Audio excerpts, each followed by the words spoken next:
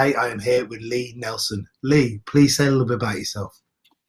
My name is Lee Nelson. I'm talking to you from Reykjavik in Iceland, where I live. I've been a street performer since I was 18 years old, and that's like 27 years. And Wow. now I'm enjoying the end of summer, the weirdest summer I've ever had, and just wondering what comes next. Well, you know that phrase. The phrase is, may you live in strange times, and we live in strange times. It hasn't been so bad for me, really. Iceland's been pretty clever about dealing with this whole COVID business, and I've been working pretty solidly since the middle of May. But oh wow, I haven't been street performing. That's but you've been doing stage work, and is it kind of social distance stuff, or no? It's not even an issue. We just in Iceland we got rid of the virus, like, so completely and totally. Life just returned to normal here. Are you in a similar situation to, I mean, I don't want to spend too much time talking about the virus, but are you in a similar situation to New Zealand, though, where you have closed borders? Yes. No, we're not. We're in a similar situation to New Zealand in the sense that we, up until the 1st of August, we had just life as normal. You know, our gathering limit was 1,000 people. Wow. And social distancing was an option. It wasn't a requirement. Okay. But we have opened our borders to tourists, but we test everyone that enters the country. Okay. Well, there you go. Everyone go to Iceland. No, you can't anymore, because that didn't work out so well for us, and the virus came back, and now we're having a second wave, and now our open borders are, you can come, but you have to go to quarantine. It's not so much fun. And the crowd limits have dropped down to 100, which means that all my gigs have got cancelled again. So I'm just waiting. So you've got a later kind of effect that we've got now, because we've had this for, I think it's probably about March. Yeah. I'm very glad I'm not you. Thanks. Well, on that note, let's get on to the interview.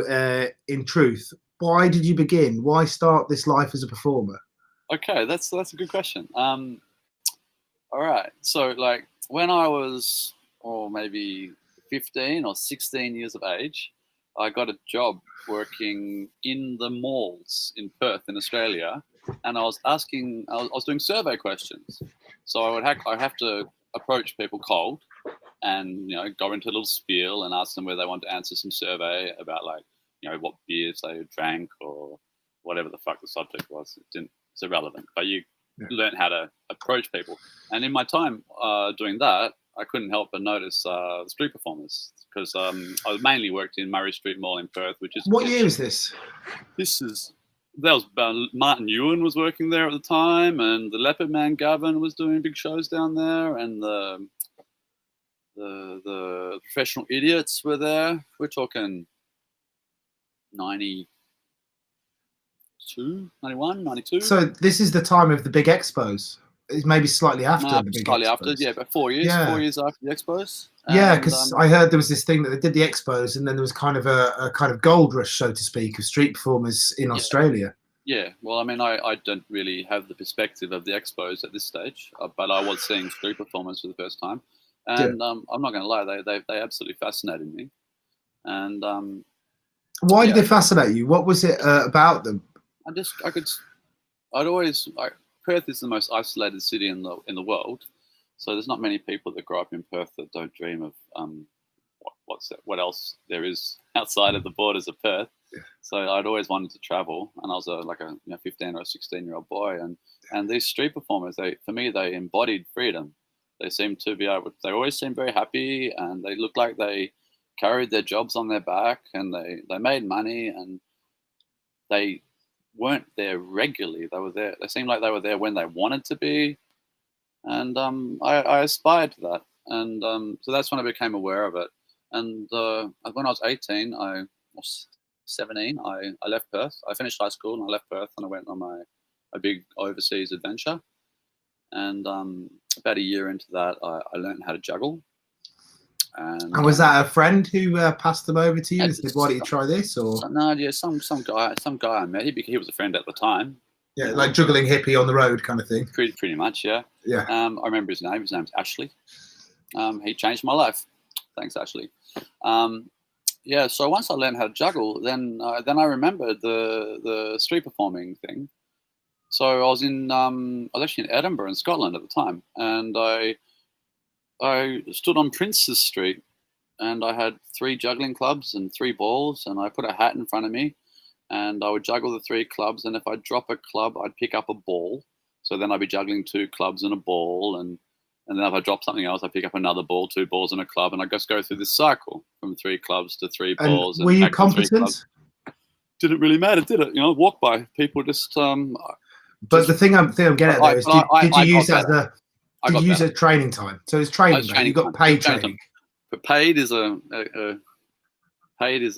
exaggeration. I got pity money, I'm sure, and habit money. I don't know. Yeah. But it started me, and then I left there and I went backpacking or hitchhiked. Just before you move on, when you're in Edinburgh and you're juggling and doing those things, how do you feel about it then? How do I feel about it then? I felt like I was onto something. I didn't want to stop. I thought it was something. Yeah, I had no idea what it would become. I had no idea what it would become, but it was something that I was very into.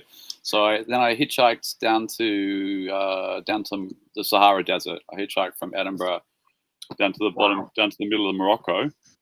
And as I was going through Spain, and did you find it easy for people to pick you up? I mean, I've tried to hitchhike, and from my understanding, unless you're, quite a young, innocent-looking person, you don't get picked up.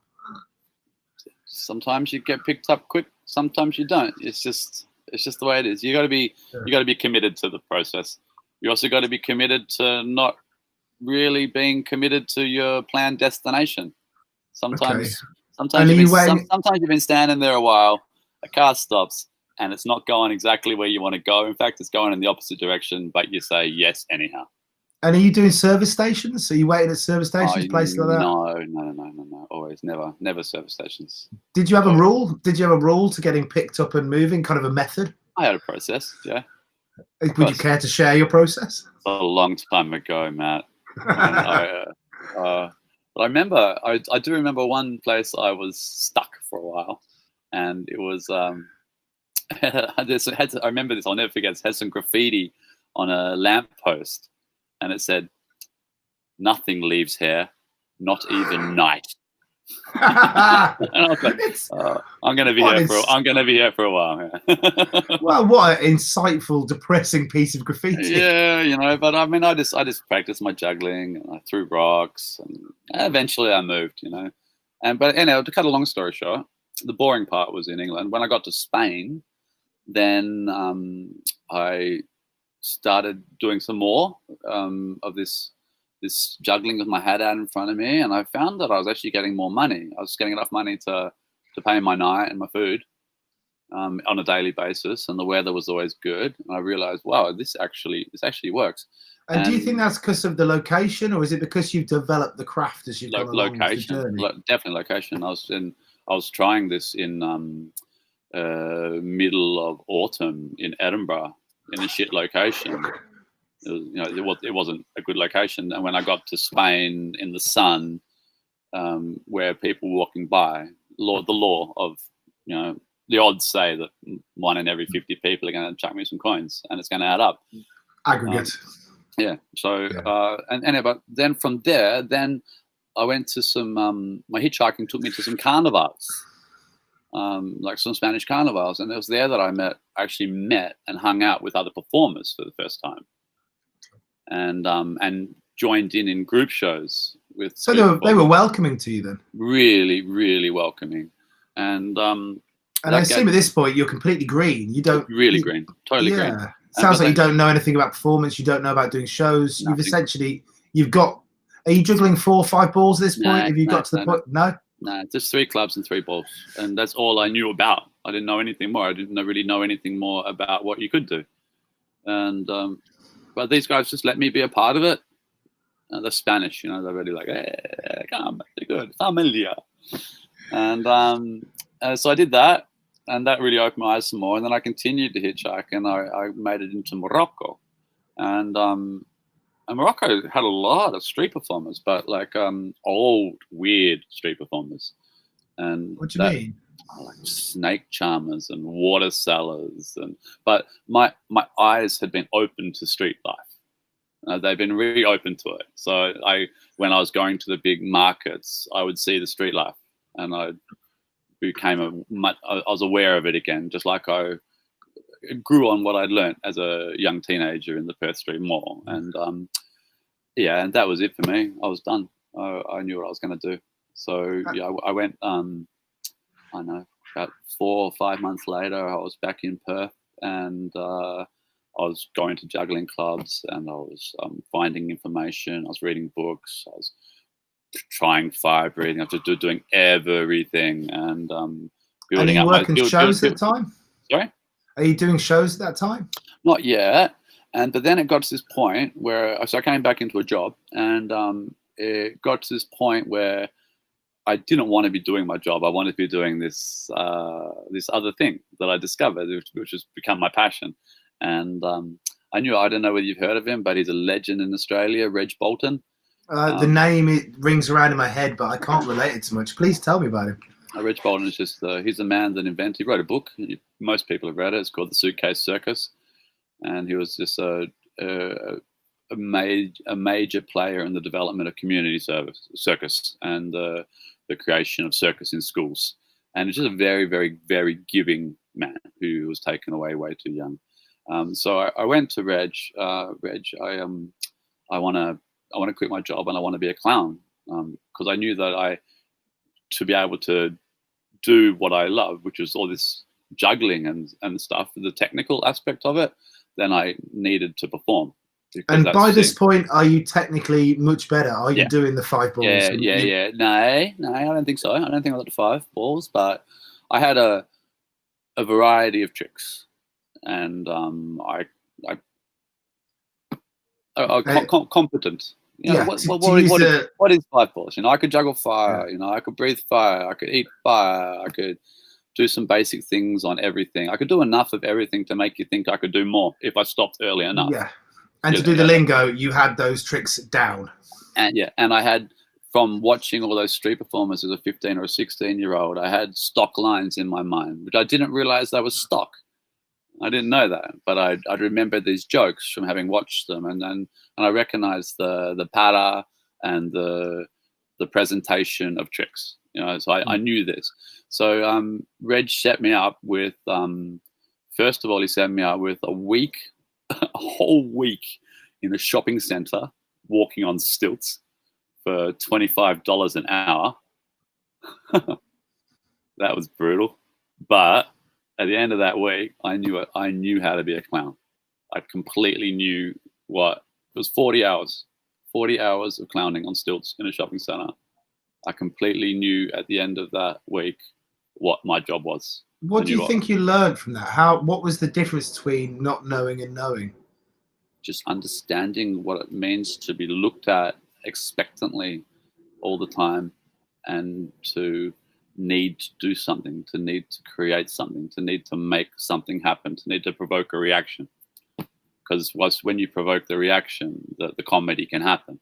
I remember one moment from that job that I'll never forget.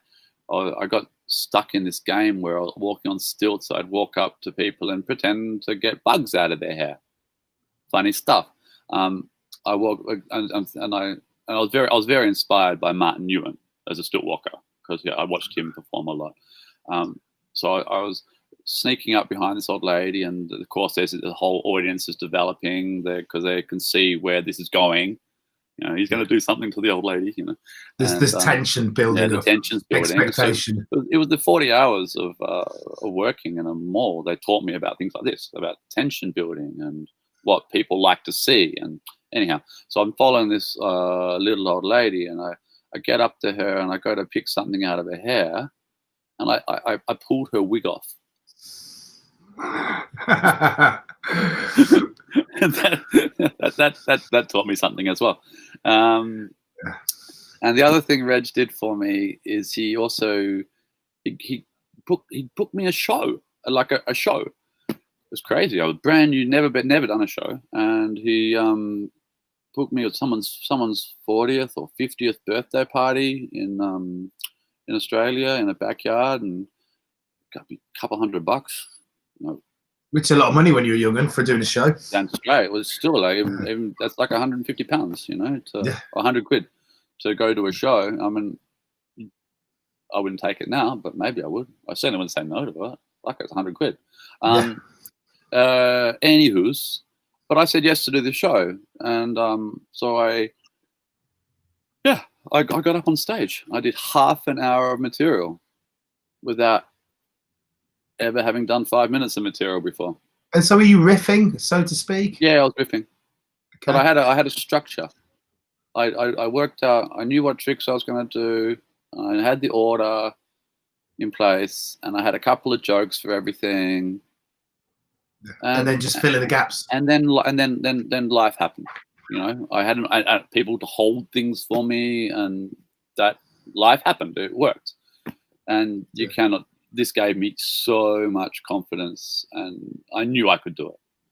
So then the next step was I went and spoke to some agents around the place, and they said to me, "Get me some promo." And I'm like, "What's that?" And so I got a friend of mine knew what a computer was, and he had a camera. So I got some photos taken, and I made some A4 things and gave those away. And this guy just started getting me work, like gig work. Yeah, I was 18 at the time. So that's quite interesting. You started gig work before street performing, because usually it's the other way around. Yeah. So that's how that happened. So that's how I became a performer. And then, but this street thing never left me. I always wanted to do the street. And then in about 1997, about 1997 or 96, I met with Conrad Riverland, who's Brucey. He does the Brucey show. Yeah, does the Brucey show. Yeah. So I knew Connie when he was a cartographer. Wow. And not a performer. He was an actor at that stage. and Jackie. Did he juggle at this point? Did he have skills? No, not at all. No, he was a cartographer and an actor, looking for acting roles to get his teeth into. And Jackie Elgie, who I don't know if you know Jackie, but she does Miss Australia. And yes, I do. I know her from the Fringe.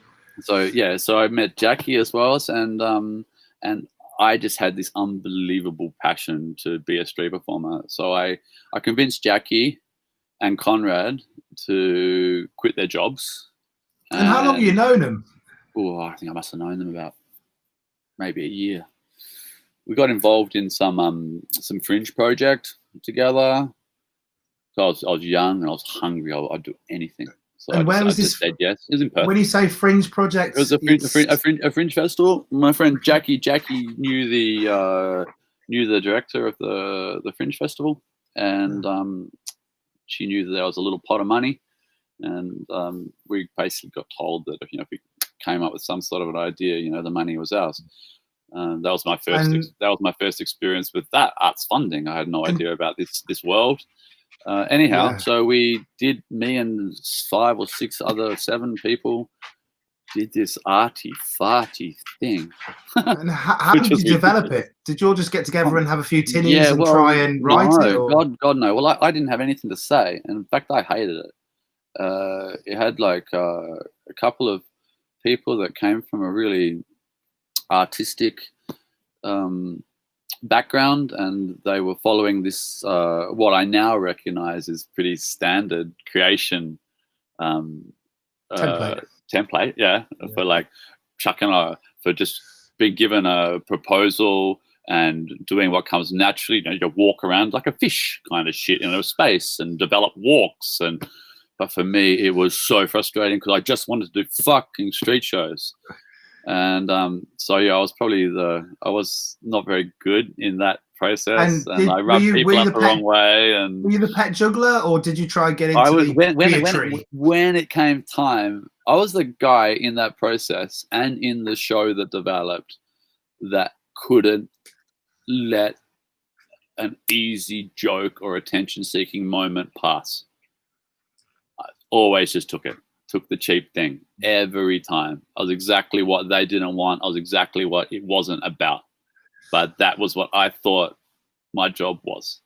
I didn't have any frame of reference or any perspective. Anyhow, so after this finished, I chalked that up to my experience. So now at this stage, my experience was weird fringe show and alienating artistic types, stilt walking and roving work, which made me the clown I am today. I cannot lie. That was just an absolute gift, this roving work. And this one time I did a stage show. And, I mean, just to go on, it seems like the roving work gave you the space to have kind of, I'm trying to find the right way to say it, an ability to play and experiment without a huge amount of consequence. It taught me what a clown was. Yeah. That's 100%. It taught me to be a clown. I was always a clown, and I played a clown. And just have interest. I've always been a clown ever since then.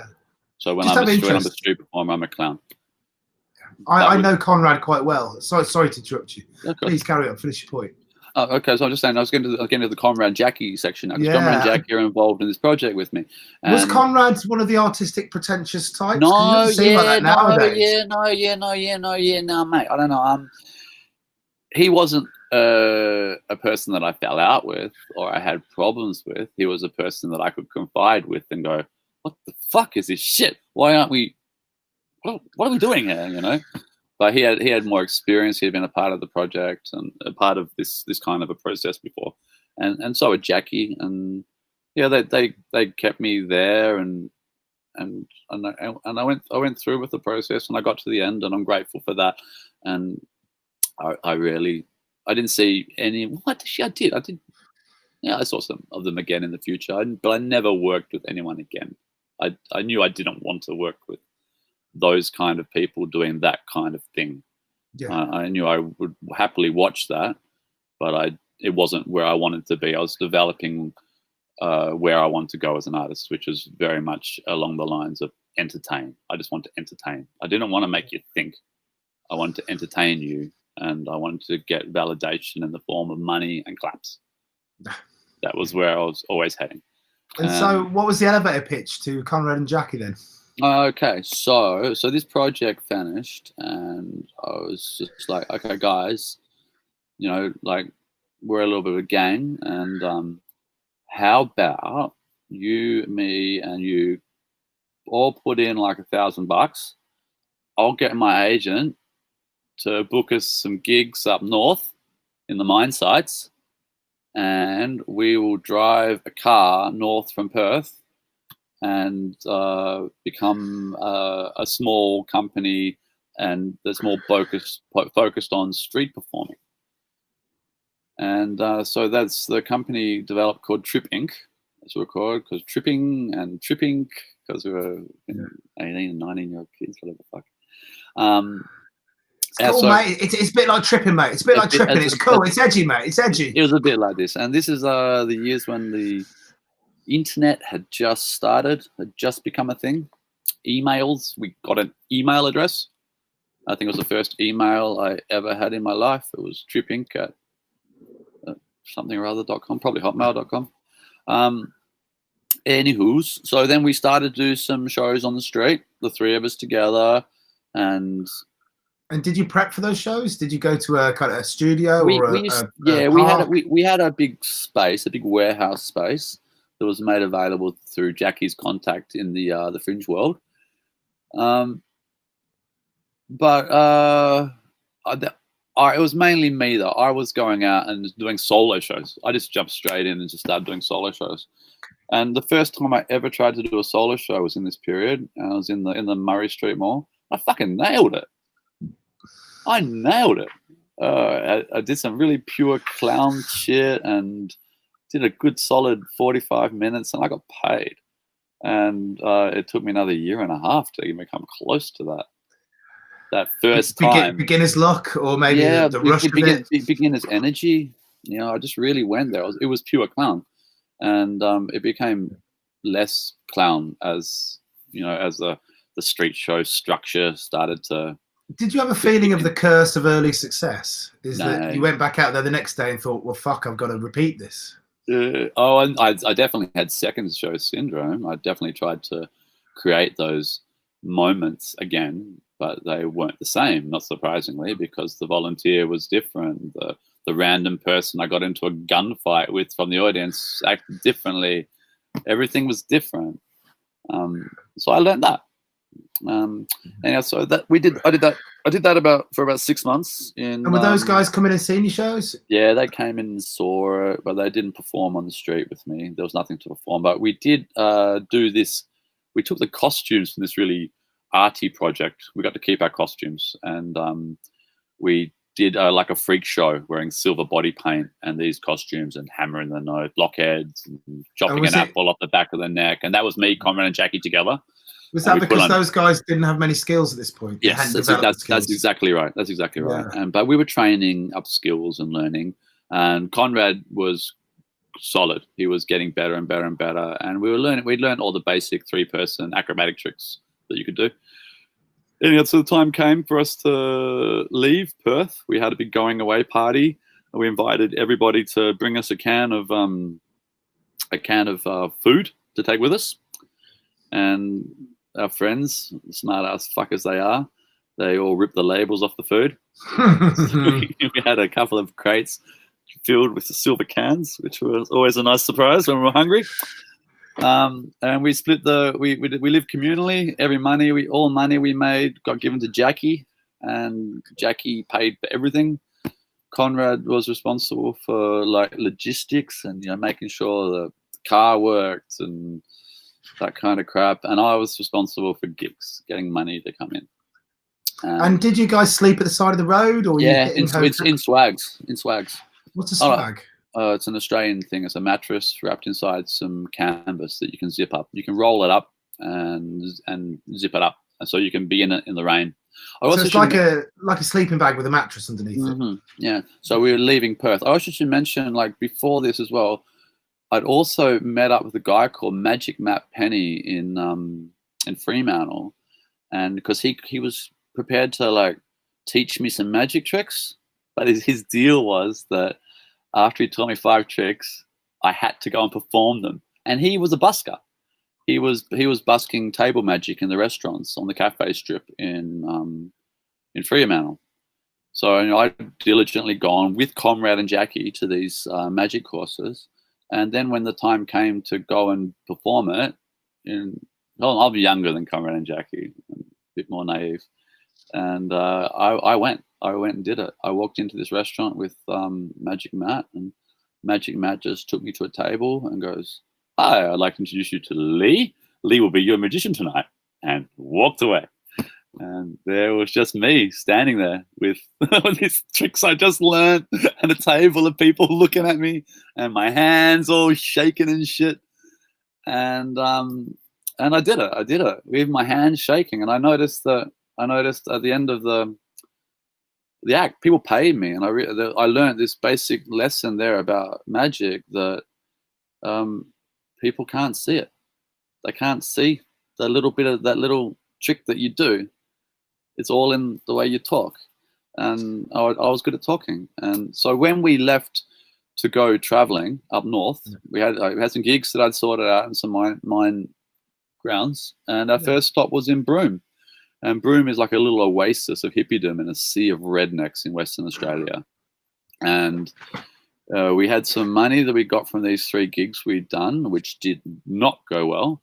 One town, even the police came up and said, "We think you should leave now." Wow. Was there a reason for this, or was it because you did the freak show stuff and it was too much? All of these things. It was just the people didn't get what they thought they were going to get. And we didn't deliver a product that was good enough. What did they think they were going to get? Something entertaining. Yeah, we just didn't deliver. Bad. We just didn't deliver. Okay. I can say that with all honesty, with the knowledge I have about what people would be, what I would deliver now, and what I was delivering then. It wasn't worth the fee that we were charging. So we ended up in Broome, and Broome had a weekend market, and that's when Conrad and I started doing a duo show together called The Professional Idiots. and that went really, really well. We really gelled together. What was it? What was it? There's some stuff from that I'm still do today to some degree. Like we had a big long hat throw, the long hat throw that people like Rob Torres made popular. We're doing that long before then. We had a finale where we told everyone that we were going to juggle fire on some unicycles, got up onto the unicycles and quickly fell off them because neither of us could ride unicycles, and juggled fire, but we sold it well enough. But mainly we did cool two-person acrobatics, not high-skilled shit, but funny shit. We learned physical comedy and crowd work. So, it sounds like you were really giving it a go, though. You were prepared to do stuff that wasn't, by the sounds of it, ready. Just to give it a go and try. I was determined. I was utterly determined. Yeah. Comrade and Jackie were always just going, "You're Mr. Street. You're Mr. Street. We're doing this because of Lee's Mr. Street. We want to be doing more artistic shit." But I'm like, I want to get paid. I want to get paid. I want to get paid. I want to get good. I want to get good. I was really driven. And when I wasn't working the Saturday nights in the Saturday in the markets, and I was out hustling people for table magic, just getting better and better, and giving money to Jackie. I was always just giving money to Jackie because I wanted this shit to keep going. I didn't feel like I could do it by myself yet. I needed Comrade and Jackie, and I really just wanted it to keep going. And did you feel a sense of responsibility for the group because you were kind of the old hand, so to speak? I was the guy that knew I could get money, so I found responsibility in that sense. But they were older than me, so I also looked up to them as maternally and paternally, and they had more experience within the arts. So I knew where I was coming from, but also knew where they had been. Did you draw a lot from them as well? Then was it a two-way street? Of course, there's no way I could have stood out and made this street show with consistency, which is what I was learning with Comrade, how to make a consistent product that got from a beginning to an end and got paid, and you could have a reliable average hat. And how did you learn that? What was the process of having having a solid, funny guy to stand with me on stage, which was Conrad. I mean, we've all seen Conrad perform. I like to think he was learning just as much as me, but he'd been through that working with other people business more than I had, and so thankfully Conrad had the patience to put up with my impatience, which enabled the professional idiots to develop. So once we left Broome, we went up to Darwin, and we were up in Darwin at the same time as Mr. Spin was really finally getting his shit together. He was the biggest act, but it was his first summer of being the biggest act. So he blew me away watching a street performer be nice and do amazing skills. And he taught and seeing this peculiar idiosyncrasy of like having to do a show at the sunset time. We were like, yeah, you do the show at sunset. I had no idea the value of the sunset show. So what's the value of the sunset show? It's the fucking best show. But why? The light's magical. The people are relaxed. Early in the night, people have got fresh money in their pocket. Not the third show they've seen. Well, that's really interesting because it's completely different. In London, at least when you're working, getting we call it the dusk set, when it goes from day to night is for us the worst set of the day because you have this jarring change in atmosphere. Yeah, but it's different in Australia. The sun sets like at 7:30 at night, not at 6 o'clock in the afternoon. Yeah, and also as well, you've got the beautiful thing of that. You've got the sun coming down. It's a visual treat as opposed to the grey. And we're working in Darwin. You work at a night markets. So we took the Professional Idiot show to Darwin, and we were performing it there. But this is where Jackie truly came into her own, because in the mall in Darwin, there was her passion was always street theatre. Mine was busking. That's where I wanted to go. She wanted street theatre. She wanted to do stuff that made people think and get paid for it by another body. So there was a fountain in Darwin, and where water popped up from the ground in weird patterns. And she just thought to herself, wouldn't it be great if we made a synchronized swimming show in this fountain. And so her and Comrade, of course, just went, sure, I'm there, because that's what Comrade does. He's just like, yeah, I'm there. And Comrade and Jackie went out, and they were Dazza and Shazza, and they were representing Australia, and they were going for gold. And they just put like an op-shop costume together, but there was something there. It worked. And they had these tins, and people gave them some money. Once I saw people giving them money, I could relate to it. I was like, okay, that's street performance, busking as well. So I like, okay, I'm in. So I don't think, but then we became a 3-person thing: Dazza, Shazza, and Bazza. Maybe I can't remember. A long time ago. Anywho's, then it got bigger and bigger and bigger, and we performed this show every single lunchtime in the mall in Darwin, and we became a bit of a cultural phenomenon, and we got paid. So we had our night. When you say you're a cultural phenomenon, how do you define the difference between being a busker doing an effective show where occasionally you'll get 3 or 4 people come back and say, you're good, you are, to being a cultural phenomenon? Because people would, because we didn't talk to the people. I mean, that's the essential difference. We never once ever would acknowledge another human being in the audience that was there. There was a wall. We were street performing with a wall, and buskers don't have a wall. Don't have the wall, yeah. So they're just, it's an apple and an orange, you know. And did it change the show from show to show, or was it quite choreographed? Really, really super choreographed. 15 minutes, start to finish, smooth as silk, no changes. But the material was really funny. It had like solid laughs, and it got funnier. Like the concept of it was funny. Like when Jackie and Comrade did it, the concept of it was funny. But then when I got involved in it, Mr. fucking cheap joke guy, you know, just start. It became more structured, you know. Was the other guys were always telling me to tone it down, but I kind of couldn't, you know. Well, this is what I'm interested in. Was there this fun battle between artistic pretension and sort of the guy who's just seeking laughs? He just wants joy. There was a Jackie and Comrade being pretty neutral, understanding both sides. Jackie is her baby, me, show, wanting to get money for the guys and stuff.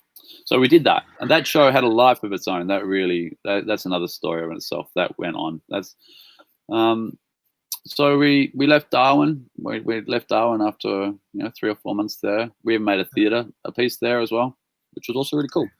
And was that off the back of the is it Bazza? No. We made a theatre piece on the back of the silver face painted characters in the bright costumes doing freak shows things. Okay. Yeah, on the back of that. So that was like Conrad's baby. So we were all getting our thing. Pardon me. So we left Darwin and continued the drive. But now we were good performers. We were completely different from when we left Perth. It had been a year now, and now we were armed with a solid duo show, a solid triple art show, which we could sell, and we were selling. We built promo for it, and we were sending it in advance of where we were. And did this build past the? Because it sounds like that show was situational. It was the fountain. Well, we got out of that by using a baby pool. Okay. So when we left the mall, then baby pool was the go-to, and that turned out to be equally ridiculous and funny. It just was funny. It just worked. This whole concept just worked. We invested in good costumes for it, and it grew and grew and grew. And it was it was a good earner. So I'd send promo to towns in front of us and use I didn't know about search engines at that stage, so I was like finding brochures in tourist things and working out like what was going on in the bands and sending letters. But we're getting letters back, you know, and we're getting gifts. Was this handwritten? Dear. Yeah, I used the word processor. Finally got around to cans, and then just moved our way down the east coast of Australia, and it's all up that whole journey took us right up into the Sydney Olympics, and the Sydney Olympics had booked that show, the swimming show for the Olympics, a big contract, and I'd started working a lot more as a solo performer by this stage. Are you guys happy family still? Is the okay? We're all you were good. tight. Yeah, we were tight. Yeah, we really were tight. And but I got itchy feet. I didn't want to do the Olympics contract because I'd heard about a circus school in New Zealand, and that I was like, wow, a circus school. That's something I want to do. And I knew that I'd worked out how to make a show. I'd worked out crowds. I'd worked out how to control them. I worked out how to get paid. But my skill level felt mediocre, and I didn't want to be mediocre. And so I caught an airplane over New Zealand. I took my show with me, and I went and looked at the school, and I auditioned, and I got exempted from the first year, so I got straight into the second year, and then I street performed around New Zealand for a month, and I just thought about it. And was there a difference? Was there a difference in New Zealand when you were there to Australia in terms of the people, the shows? Of course. Australians are cunts. New Zealand's a nice place. What do you mean by that when you say Australians are cunts and New Zealand's a nice place? Australia's just a very competitive place, and New Zealand's very chilled. And so, did you have to compete with your audience? It was a confrontational relationship. No, the audience is the same. I mean, it's not on a personal level. I just find. So, it's the performers. No, this isn't about performing. I just find Australians to be cunts and New Zealanders to be cool. Okay, fair enough. Yeah, so you've travelled around for a month. Yeah, so I travelled around for a month, and then I rang up the guys and let them know that I wasn't going to do the contract in Sydney. I was going to go to school. And was that a point of conflict? Were they okay with it? Did they understand? No, they were cool. Daniel Nimmo took my role. I don't know if you know Daniel Nimmo. He's no, I'll have to double check it after the interview. He hangs. He's a midget on a cloud. He's a pretty cool guy. Wow. So yeah, Daniel Nimmo took my role, and they went on and they did this show. But that was when I parted from tripping, and started following my own path. And so then I was in circus school for. And so, what was your first day of circus school like? Did you feel like you're already a pro and you kind of I know more than a lot of the guys here? Yeah, a little bit. Cocky. Yeah. A little bit cocky. Yeah. But did you get put in your place? Yeah, absolutely. I was a hand balancing major, and I was just I couldn't stand on my hands. So I got taught. But at the same time, I was also street performing. So like Monday to Friday, I was in school, and I was learning my tricks. Are you doing like 9 to 3:30, the kind of usual school hours? Yeah.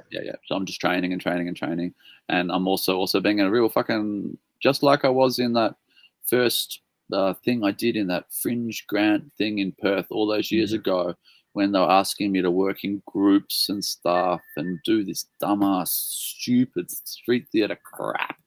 I just fucking hated it.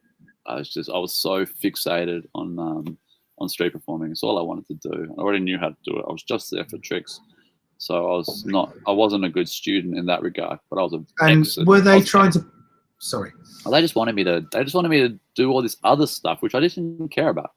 Was it like, you've got an apple and the apple is your love and that kind of stuff? Yeah. And I just had no time for it. And I made sure everyone knew about it. My goal was just get kicked out of all those classes just so I can go juggle. And that worked really nicely. So I didn't have to do any of that shit. And on the weekends, I'd street perform down at the markets. And that was the first time I had to get involved in pitch politics. And what can you, just because people are watching might not know, some people might be lay people in 100 years, somebody might blow the dust off a cassette tape and watch this. What are pitch politics? Pitch politics, that's when different street performers use different techniques to get the advantage of the best shows of the day or the shows that suit their schedules. So ideally, so they can make more money with less effort. Okay. And it all comes down to money. So I assume when you went to the pitch, there was a system in place, and people were trying to game this system. There was one guy made all the rules, and everyone else followed blindly. Were the rules fair? No, not at all. Why weren't they fair? Because one guy made them all, and they all totally benefited him. But the rule was simple. This guy always got it was a seniority pitch. Okay, it was a seniority pitch. It was an autocracy, and I just fought it. I fought it, and Good on you. I got banned for 3 months as a result of it. And after 3 months, the place had a draw, and it had a draw forever after that moment. And how did they ban you? Was it just it was housed within a markets. So it's private. Yes, so we were tolerated under the umbrella of the markets. And this guy had the link into the market better than anyone else. Yeah, he'd been there the longest. Yeah, he'd been there before the circus school had developed. So, and then when the circus school developed, then all these other little street performers started coming up, and he let them have the scraps he left behind. But then a big street performer, me, came in. And I'm like, I'm not taking your fucking sloppy seconds. Why should you go first? Let's flip for it. He's like, no, that's not the way it works. And I went, okay, well, you do that. I'm going to go right next to you and blow you up. And so that's what I did. And obviously, he went to the market manager, and I got given a 3 months ban, whatever the fuck. I assume by that point the seed had been planted with all the young'uns. Yeah, it was done. It was a done deal. So after that, but then the market guy put in a draw. So whilst you're banned, Lee, but we're going to do a draw. And so was that a kind of political move of, right, we know you're right, but let's placate this old guy? No one ever spoke to me about this. None of the young guys ever came up to me and went thanks, or it just wasn't that kind of a place, I suppose. But yeah, you did a good thing anyway, right? I knew what I did was right, and I could afford it. And I also knew I was going to be in this school for another 2 years. Yeah. And so when you got your 3 months ban, did you go and find a new pitch? I can't remember. I think I might have been in the middle of winter, so I didn't really give a shit. Fuck it.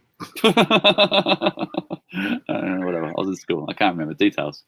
And so towards the end of your schooling, have you developed shit hot skills at this point then? Are you tight on everything? Yeah. So and I'd also had a new partner.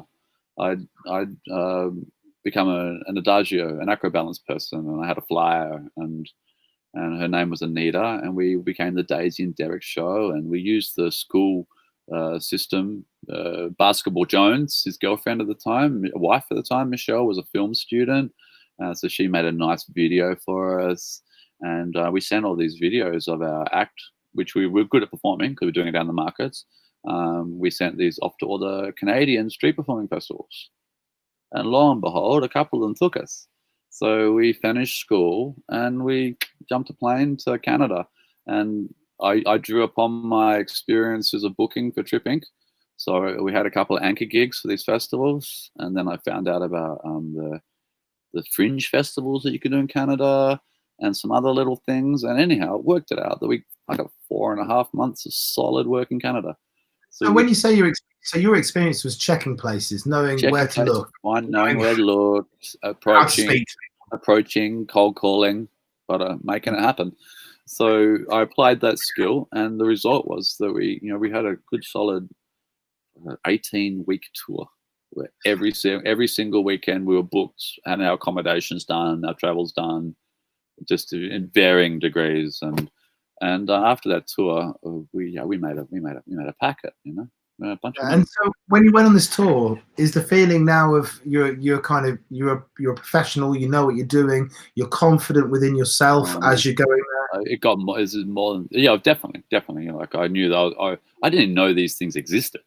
These street performing festivals. I'd only seen the Christchurch one, and the Christchurch one's always is a closed shop if you're from New Zealand. You don't even get a look in. But it's changed now a little bit. But back then, it was a completely closed shop. Jody Wright was a real snob, So going to Canada showed me all these fucking street performing festivals, and meeting these other performers, and finding about other ones you could do, and finding out the tour and the information. It's not like today where you just get on the internet. It was you get told, you get names, you get contacts. People say, "I'll recommend you," that kind of shit, And so I knew that going forward, I knew that next year I was just going to do more, and I was going to expand. And Anita was down with that, and so we did that for like 3 years. Just did them all. Did all Europe, all of Canada. And then me and Anita, we broke up, and then I just did it by myself. And this is my story And now, really. Did you, And did you then, break up? Do you think? but Because the that's when we were a partner. We were partners. and was it tough And touring and being partners? And it was the strain of it, not or- really, not really. Uh, It was fun. She's my best mate, and Yeah. we were both moving in the direction we wanted to move in. But then she wanted to move in other directions. She got more into the more holistic lifestyle. And so you just drifted up. And I was still street performing with very little compromise. But yeah, Anita goes, heartbroken. Lee goes to. I caught a one-way plane ticket to Cape Town in South Africa, and I'd heard talk that maybe there was a place I could perform there. And was this kind of a place to set one's head straight? Yeah, and also I've been working a duo show at that stage for 3 years, and coming out of my circus school, I hadn't really applied my solo tricks to a street show yet.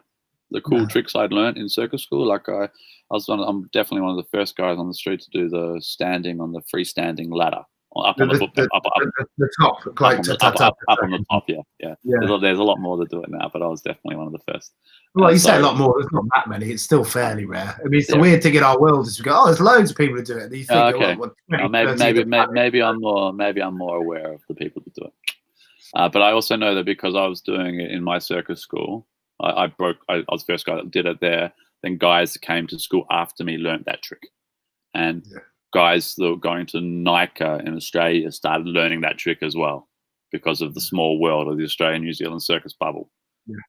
So there's all these Australian New Zealand performers came after me with that school, that particular trick. Yes. Because they'd seen me do it and knew it was possible. And also as well, like, I did a bit of research for the interview, and you're quite known for being quite a crude, strong comic force when you perform. Was this did this exist in a double act? True. That got much more when I went to South Africa.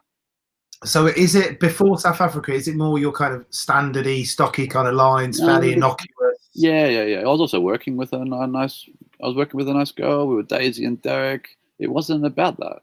It wasn't about being crude. But I'd always have like Anita would always say, "Hey, tone it down a bit," or she'd let me go, but she'd let the audience know that he's lovely, isn't he? Because it was within me. If funny's funny, I think if funny's funny, I'm not going to censor myself if it's funny. Yeah. By working in South Africa, the audiences there were just phenomenal. And So what was your first show there like? Well, the first show there, I fell off my ladder. Oh wow! Of course, because I'd never done it. At the end of 40 minutes of performing, getting up onto my ladder and trying to do this trick with fucking 500 people watching me, All that adrenaline. Yeah. So I failed. I failed for a week, and then I nailed it, and then I never failed again. And so that's when my Wally was born. That's where the Wally Show was born, and Wally just did thousands and thousands of shows in South Africa. So that crowd in South Africa is so unpolitically correct. And that the ruder I got, the more they loved it. So that's where that came from. And emerged out of this open playground. Yeah. And when I would then go on tour to Canada or Europe or the States or England, I would always have to tone myself down, because I wouldn't tone it down all the way. I'd still play up on being a dirty clown, but I would take out lots of things that I Did you have directions you worked into when you're in South Africa, even when you're given this free remit to go as kind of as blue and as extreme as you like? I was the only guy there. But what I mean is, was there a thing that you personally found interesting in terms of the comedy? And I don't mean you look at sitting there like a philosopher. You know what I mean? I was just addicted to their laughs. I don't know if you've ever performed for just predominantly black audiences. No. They have very, very deep voices and very, very big laughs, and you feel it vibrate through you like you're standing next to a subwoofer, like at a rock concert. And so being in a circle of that's very addictive. Yeah, and so you're just searching. I mean, I know the addiction of laughter. I know that very well. Like one of the things I'm doing at the moment is I'm trying to write a skill show, and the problem I have is I keep going into doing stock lines constantly and breaking up the routines because you want to hear the laughter.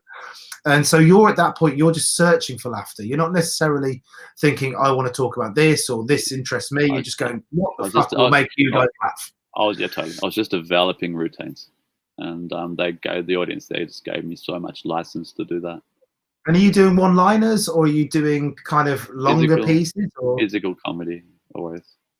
Okay. Just it's always the funniest things. Is always how it's always me and another person. They're always the funniest moments in the show, and then breaking that wall, touching a human being, lifting them up, climbing on them. That just clowning. That's the stuff. You know, those lines. I use those lines to get money at the end and to get a crowd at the start. And so when you say the Wally Show developed, did you have a sense of who you were on that stage as this developed? So once you have the Wally Show, Wally's me. You know? Yeah, but he's not like, well, I'm talking to you now, and you're surely now you're not your street character in the same way as. No, I'm not. No. Yeah. Okay. Look, I just have got such a healthy disrespect for this fucking artistic crap that I can't. I just can't talk like this. But it's undeniable that when I go to perform, I'm definitely a clown, and I identify as a clown, and I have characteristics and mannerisms that exist when I put on this costume that do not exist in my regular life. But mainly it's just that being on, 100% on, and desperate to entertain everybody all the time, no matter what. Completely aware that everyone's looking at me, and if you're not, you should be. That's the difference. That's what Wally does that I don't do. Yeah. And so when you start taking the show around, you have to pull it in a little bit. Is that kind of informing you more? Are you thinking more about what you're doing as you're having to temper the character? Sorry, I drifted off. Can you? Yeah, I'm being poncy. I do apologise. When you're traveling it around, you have to pull it in a little bit. Is that are you thinking about it? Is that informing more on it? No, just when I'm in politically, I got my ass handed to me. I went to New York, Ithaca, and with my friend Hilby invited me to play at his festival, and I saw some.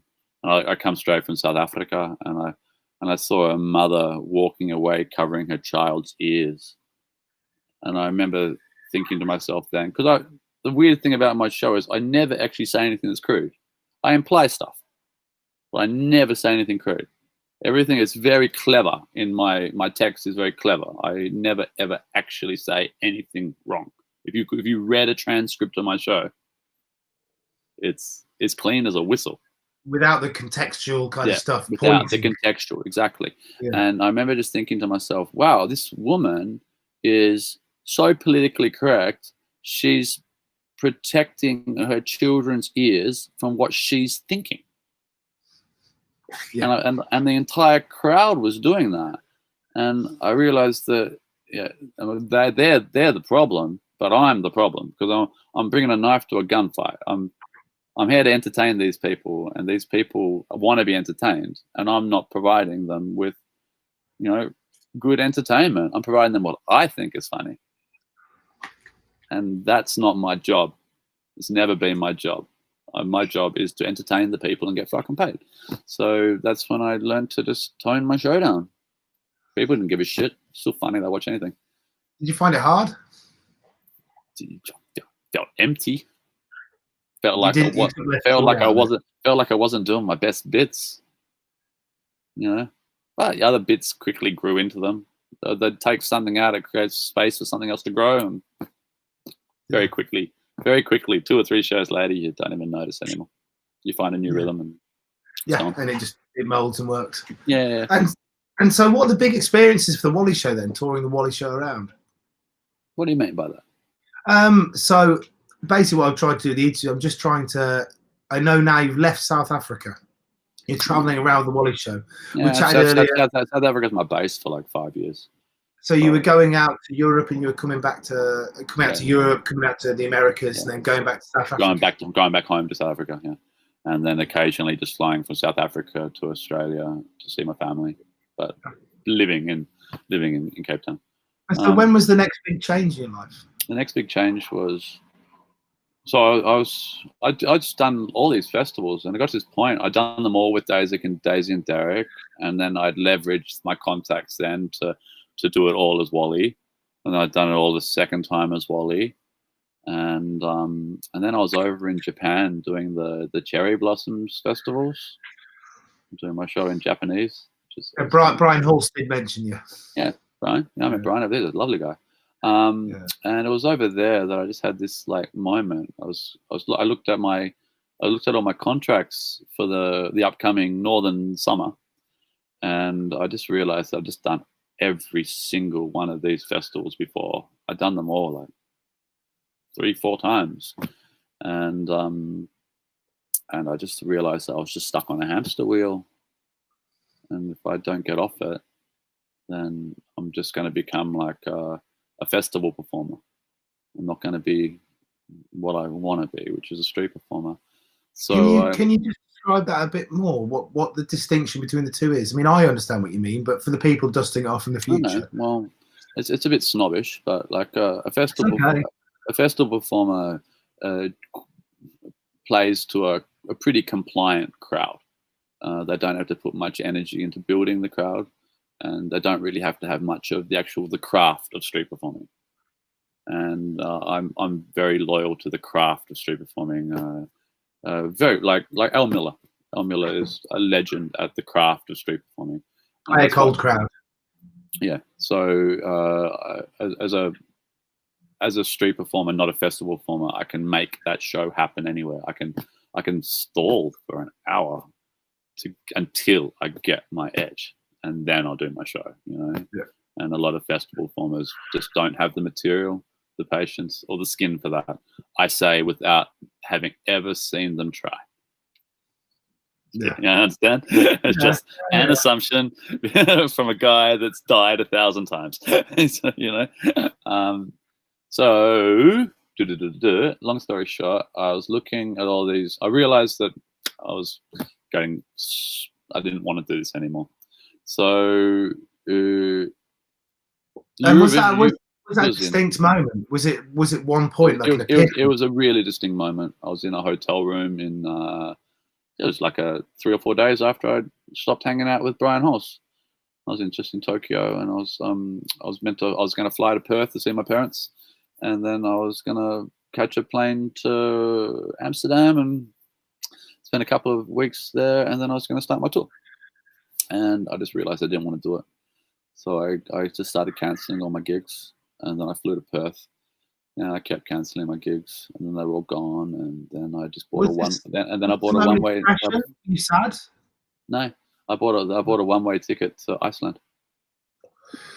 Why Iceland? Why not?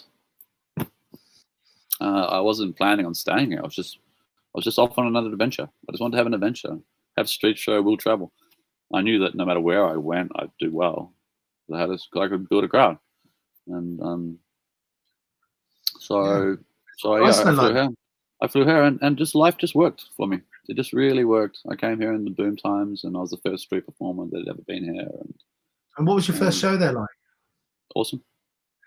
A bit more descriptive if you can. Just good. Just a good show. The crowd build. Where did you do it?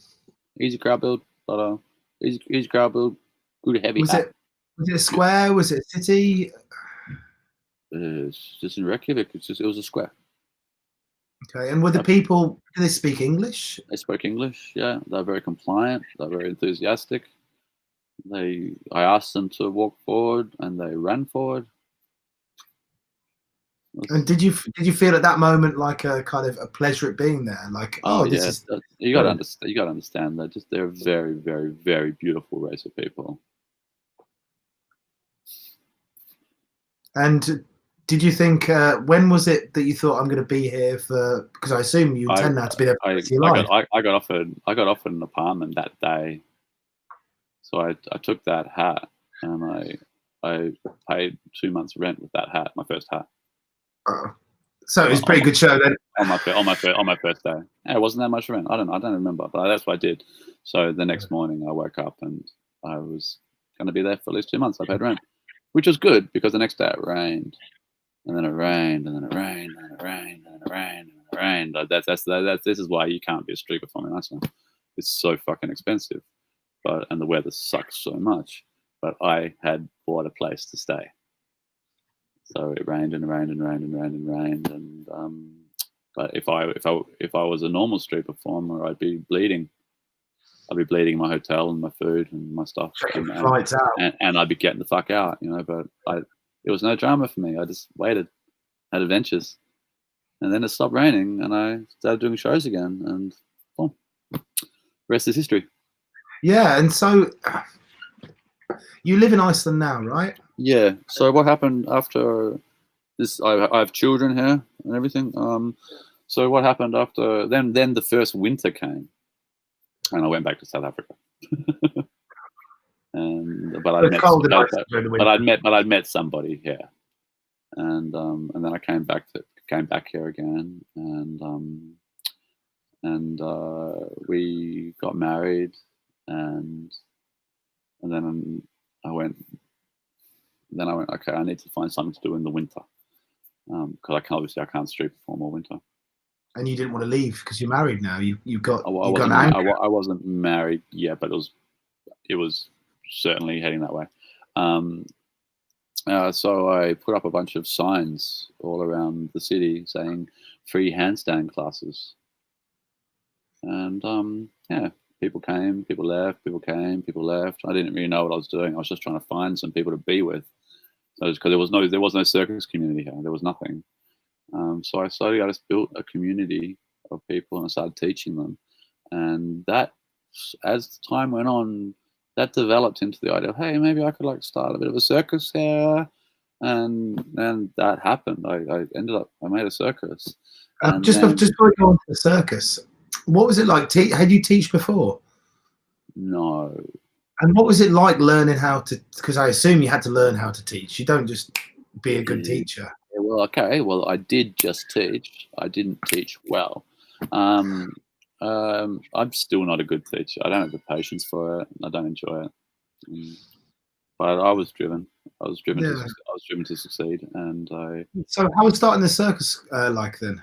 What was the steps of starting the circus? Well, that was it. I gathered people together, and I found a little sweet spot around about the 16-year-old people. They were about the same fresh age, out of school, excited.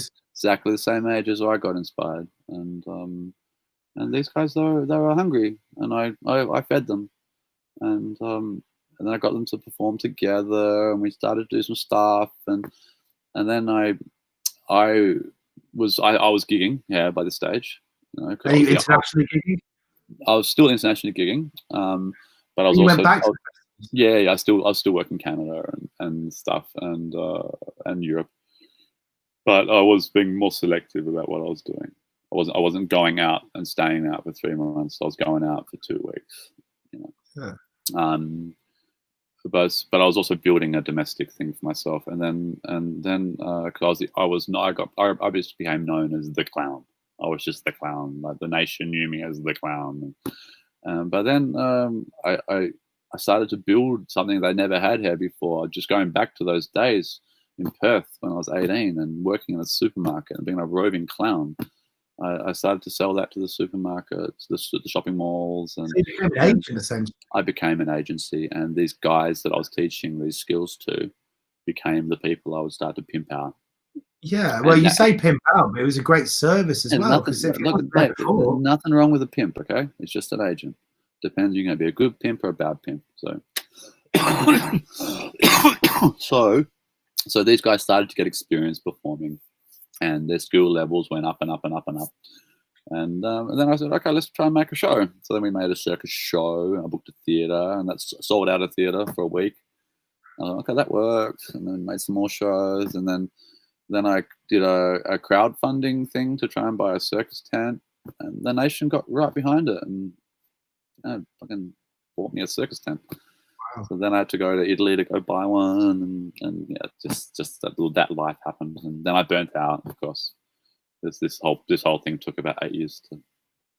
And so when you say you burnt out, did you hand the project on to someone else? Did you put it all into cold storage, or? I did no. I still do it. I just don't do it in an all or nothing way anymore. I took a step back, and I let these guys who I trained up and I used to take responsibility for. I let them take responsibility for themselves now.